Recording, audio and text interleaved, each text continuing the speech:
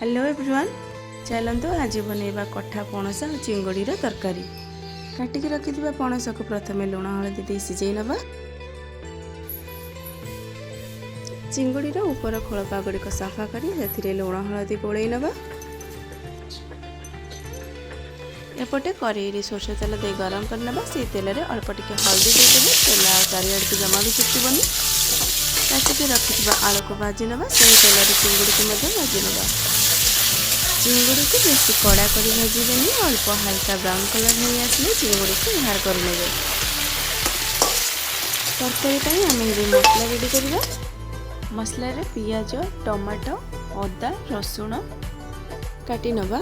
एपटे कड़ाई रे तेल दबा। से अल्प टिके चीनी और गोटा मसला ऐड करवा। काटिकी रखिथिबा पियाज को दे दबा।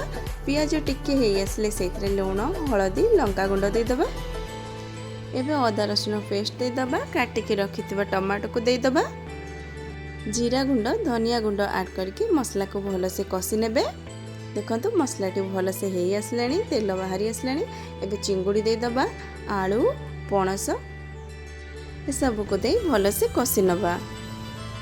जेहेतु आम ये सीझा पणस ऐड करछे, टिके अधिका समय मसला को कषिबा बहुत बढ़िया आसुची। तरकारी रे गरम पानी ऐड करिबा। तरकारी फुटी आसलानी, से गरम मसला पाउडर, काटिकी रखिथिबा धनिया पत्र दे दबा।